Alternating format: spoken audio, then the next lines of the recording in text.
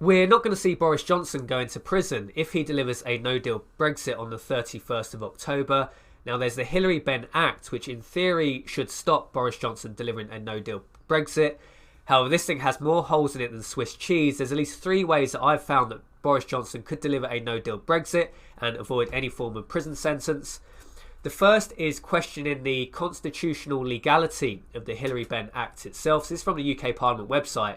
This is to do with Queen's consent. If a bill affects the interests of the Queen or Prince of Wales, they need to agree to put those interests at the disposal of the House. Now, of course, the Hillary Benn Act affects the Queen's interests because we have the UK negotiating with the European Union.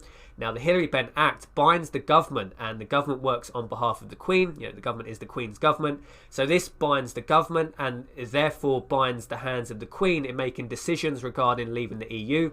So, of course, this affects Queen's consent. Now, however, the Speaker of the House of Commons, John Bercow, is highly politicised. This is a position you should be neutral in. You shouldn't favour one side over the other. But we've seen over the past 2 years that this has become highly politicised. The Speaker of the House of Commons is no longer neutral. This is from Political Home. The Speaker of the House of Commons, John Bercow, has ruled against the need for the Queen's input in the form of consent for the Brexit delay bill. I would argue that that was wrong at the third reading. The Queen's input should have been involved because, of course, this affects, the Queen's prerogative in negotiations with the European Union. So the constitutional legality, in my opinion, Boris Johnson has a very strong case for removing this Hillary Benn Act because it is clearly unconstitutional as far as I can see.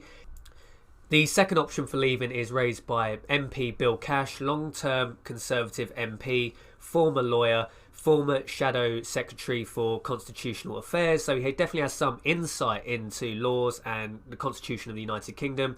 He makes the point that the Withdrawal Act commencement order means we are already on target for leaving on the 31st of October. Let's take a look at this video from Bill Cash's Twitter page. No, you come down to whether you're going to obey them. Well, let me put this one to you, which is very simple, which is that the law of the land, and it still is the law of the land because nobody's repealed it, is Section 1 of the Withdrawal Act 2018. And what that quite clearly states is the repeal of the European Community Act 1972 is repealed on exit day. Now, that is the 31st of October because they brought in the commencement order, and it is a complete and total completed Act of Parliament. So Bill Cash making the point there, commencement order underway. We are leaving on the 31st of October. The Hillary Benn Act itself is irrelevant. We already have a completed Act of Parliament.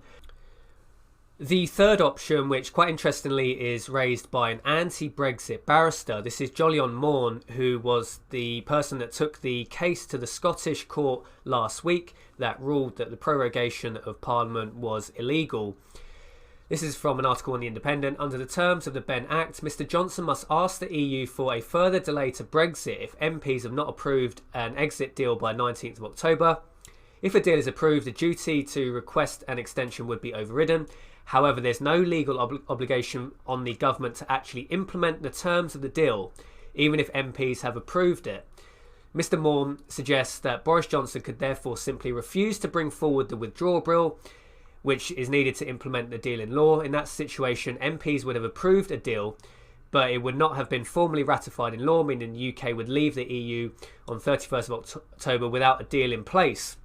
So this is the third option. It's probably the most sneaky of the options on the table, but Boris Johnson could do this and he wouldn't find himself in prison. He's done everything that the Hillary Benn Act says in place. He's gone to the EU, he's come up with a deal, but they're just not going to ratify the deal at the end of the process, so therefore we leave on the 31st of October. Those are the 3 big options that Boris Johnson has at this point that I can see. There are probably other options out there which haven't raised their head yet.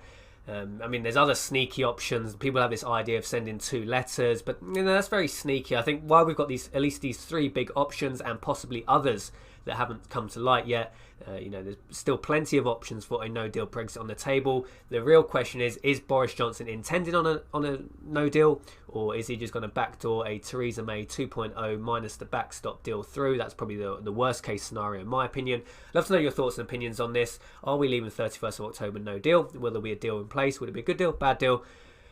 That's my thoughts and opinions for this video. Jason from Lib Bunker signing off, and I'll see you in the next video.